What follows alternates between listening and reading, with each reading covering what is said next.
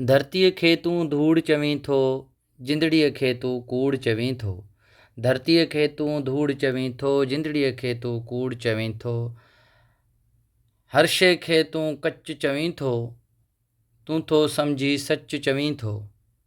पंहिंजे भरम रखण कारण हूअं त ॻाल्हियूं गच चवीं थो।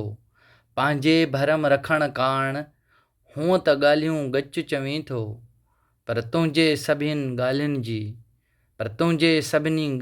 जी मूं वटि हिकिड़ी वरंदी आहे। मूं वटि हिकिड़ी वरंदी आहे।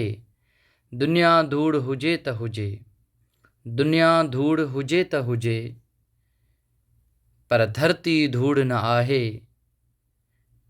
जिंदड़ी कूड़ हुजे त हुजे, जिंदड़ी कूड़ हुजे त हुजे, सिंधड़ी कूड़ न आहे, सिंधड़ी कूड़ न आहे। ही उन्हनि माण्हुनि जे लाइ वीडियो आहे जेके पंहिंजी धरतीअ सां मुहबत न रखंदा ऐं पंहिंजनि कूड़ियुनि ॻाल्हियुनि खे बि सच करण लाइ माण्हुनि जो आॾो चहिरे जे मथां चहिरो लॻाए माण्हुनि खे ॻाल्हियुनि में रिझाईंदा आहिनि। पर मां सलाम पेश कयां थो उन्हनि नौजवाननि खे जेके ॾींहुं राति तती थधीअ में पंधु मोटरसाइकिल ते या कंहिं बि गाॾीअ ते पंहिंजे दंगनि जी हिफ़ाज़त करण लाइ छंडण ते दादू जी हिफ़ाज़त करण लाइ MNV ड्रेन ते ॾुखे सुखे औखे सौखे वक़्त में हज़ारनि जी तइदाद में गॾु थिया। जन मज़ाहमत करे अॼु इहो साबित कयो त असीं सिर त ॾींदासीं पर हितां इलीगली ग़ैर क़ानूनी कट हणण न ॾींदासीं। इंशाअल्लाह तव्हां सभिनी जी कोशिश सां ही तमामु बहितरीनु एहतिजाज रिकॉर्ड थियो जंहिंमें सभिनी आला क़यादत ताईं इन शइ खे ॾिठो ऐं महसूसु कयो त असां जेको बि कयूं पिया ग़लति कयूं था ऐं अञा बि असांखे ज़रूरत आहे।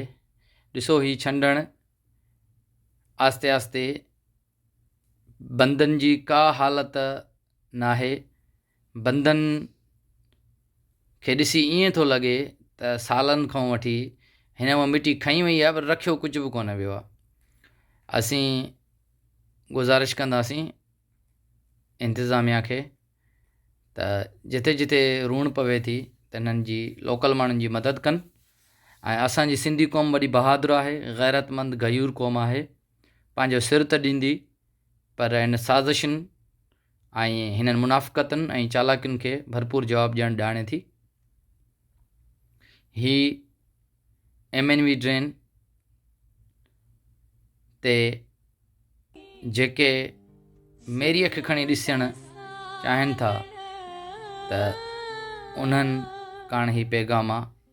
असांजा हीअं लाश त लुड़ी सघनि था पर तव्हांखे तव्हांजी साज़िशुनि में कामयाबु थियणु न ॾींदासीं। असीं पंहिंजे इलाइक़े जे नुमाइंदनि सां गॾु आहियूं ऐं अवाम जी ख़िदमत कंदा रहंदासीं। GS